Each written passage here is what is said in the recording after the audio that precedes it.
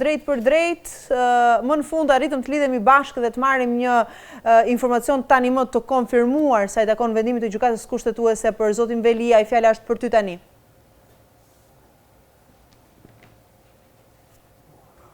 Gjykatës kushtetuese zonja edhe në këtë moment është duke sqaruar gazetarët të cilët ndodhen në katin e tretë të gjykatës kushtetuese lidhur me vendimarrjen e këtij institucioni. Ka qenë një seancë e gjatë sot në gjykatën kushtetuese dhe mbledhja ka përfunduar rreth orës 17:30 ku gjyqtarët kushtetues kanë dalë me vendimin ku kanë pranuar të gjitha kërkesat e Erion Veliajt dhe kanë vendosur në favor të tij me vendimarrje pra me vota 5-3 për ta rikthyer atë në detyrën e kryetarit të Bashkisë së Tiranës.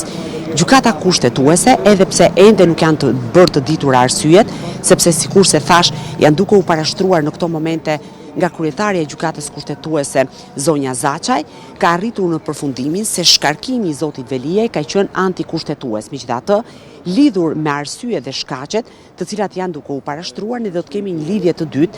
sa i përket këtij momenti. Por ajo çfarë mund të them është se nga 8 gjyqtar kushtetues, 5 prej tyre kanë votuar në favor të zotit Veliaj, ndërkohë 3 të tjerë kanë votuar kundër, ndërkohë që një gjyqtar mungon në detyrë që nga ndërheqja e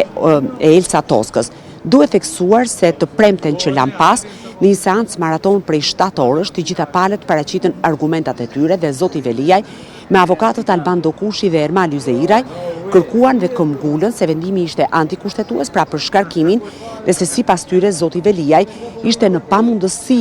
të ushtrimit të detyrës dhe në pamundësi për të paraqitur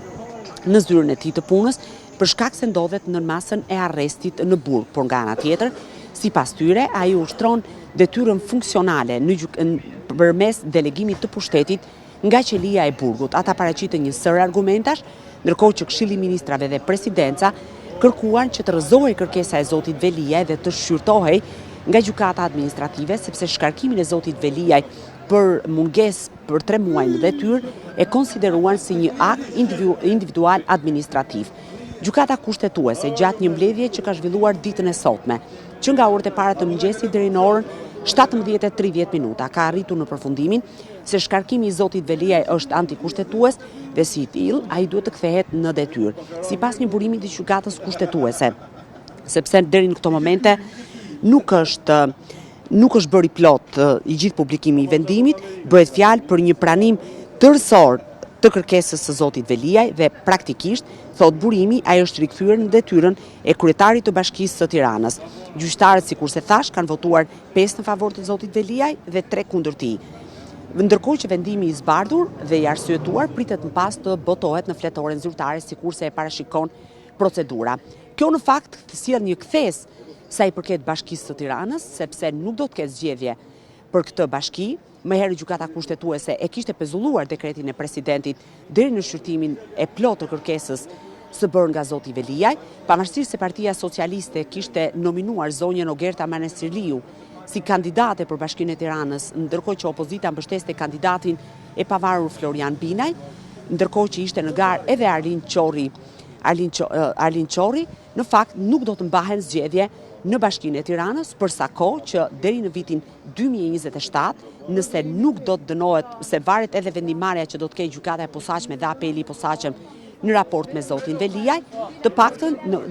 në këto momente do të drejtohet bashkia më e madhe e vendit me nënkryetar të deleguar me firmën e zotit Veliaj. Duhet kemi parasysh që Erion Veliaj është duke u gjykuar në gjykatën e posaçme për 13 akuza penale, 9 prej të cilave për korrupsion, pastrim parash, fshehje pasurie, shpërdorim detyre dhe futje e sendeve të paligjshme në ambientet e paraburgimit. Në akuzë bashkë me të është edhe bashkëshortja e tij Jola Xoxa, biznesmen, familjar dhe bashkëpunëtor të zonjës Xoxa, shoqëri tregtare dhe OJF.